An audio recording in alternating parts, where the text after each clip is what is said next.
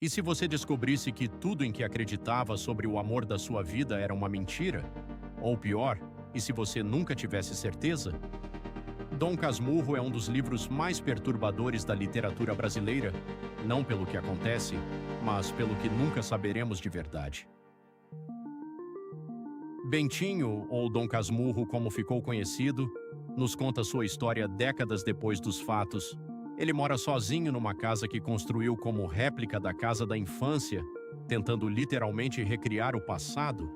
Já dá para sentir que tem algo errado, né? Esse cara quer nos convencer de que foi traído pela esposa Capitu, mas aqui está o pulo do gato. Machado de Assis criou um narrador que pode estar mentindo, se enganando ou simplesmente enxergando o que quer ver.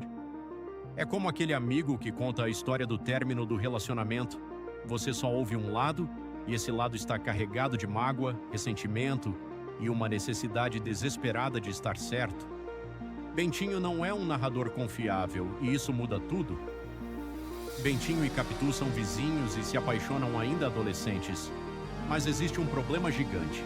A mãe de Bentinho fez uma promessa de que ele seria padre.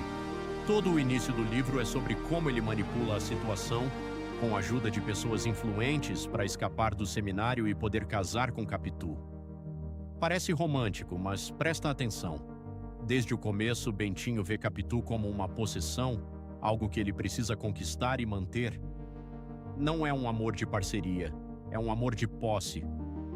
Quantas vezes vemos isso hoje?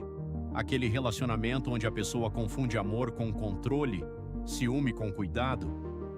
Bentinho nunca enxergou Capitu como uma pessoa completa, com vontades próprias. Ele a via como parte do seu projeto de felicidade. Tem uma cena famosa onde um conhecido de Bentinho descreve os olhos de Capitu como olhos de ressaca, que puxam para dentro como as ondas do mar. E Bentinho nunca esquece isso. Aqui mora um veneno psicológico poderoso. Ele começa a interpretar cada característica de Capitu como evidência de dissimulação. Ela é inteligente? É manipuladora? Ela é tranquila? Está escondendo algo? Ela olha para alguém? Está sendo infiel. Isso se chama viés de confirmação, gente. É quando você já decidiu o que quer acreditar e passa a interpretar tudo como prova da sua teoria. Acontece em relacionamentos, em política, no trabalho. Você já decidiu que seu chefe te persegue? Vai ver perseguição em cada feedback? Já decidiu que sua sogra te odeia? Vai interpretar até um bom dia como sarcasmo. No seminário, Bentinho conhece Escobar, que se torna seu melhor amigo. Escobar é tudo que Bentinho não é: confiante, empreendedor, decidido. Ele também larga o seminário, fica rico, casa com Sancha, melhor amiga de Capitu, e as duas famílias ficam super próximas. Mas aí Bentinho começa a ver intimidade demais entre Capitu e Escobar. Um olhar, uma conversa, o jeito que ela fica abalada quando ele morre afogado. E, principalmente, o filho deles, Ezequiel, vai crescendo parecido com Escobar.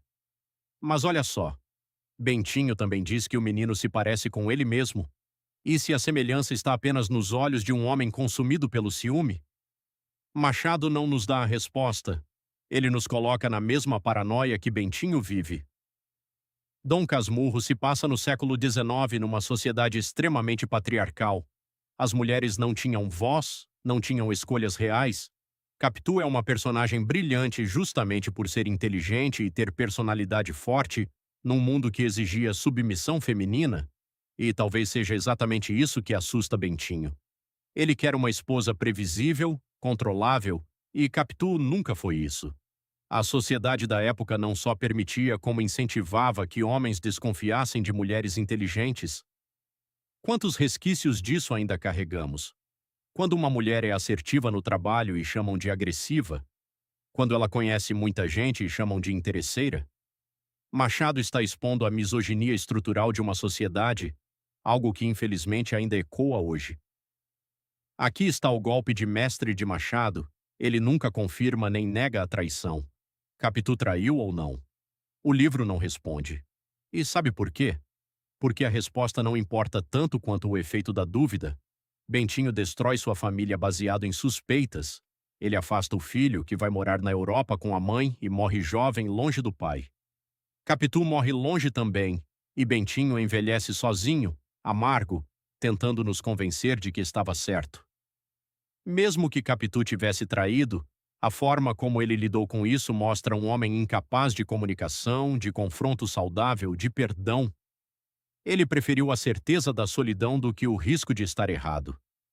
Quantas relações terminam assim? Não por traição comprovada, mas por desconfiança não resolvida, por conversas que nunca aconteceram. A genialidade desse livro está em nos fazer cúmplices de Bentinho. Enquanto lemos, ficamos em dúvida também, procuramos pistas, montamos teorias. Machado nos transforma em juízes de um julgamento sem provas concretas, e aí percebemos, fazemos isso o tempo todo. Julgamos pessoas nas redes sociais por recortes de vídeo, acreditamos em versões parciais de histórias, condenamos sem ouvir a defesa. Dom Casmurro é um espelho incômodo da natureza humana. Nossa tendência de preencher lacunas com nossos medos, de ver no outro o reflexo das nossas inseguranças. Bentinho tinha medo de não ser amado, de não ser suficiente. Então criou a narrativa onde ele era a vítima. É mais fácil culpar o outro que enfrentar nossas próprias fragilidades. Dom Casmurro não é só um clássico da literatura brasileira, é um estudo psicológico profundo sobre ciúme, memória e verdade. Machado de Assis nos deixou um mistério sem solução, porque a verdadeira questão não é se Capitu traiu, mas como nossas percepções distorcidas destroem o que amamos. Se esse resumo te fez pensar diferente sobre relacionamentos, verdade e narrativas, deixa aquele like e se inscreve no canal. E me conta nos comentários, você acha que Capitu traiu ou não?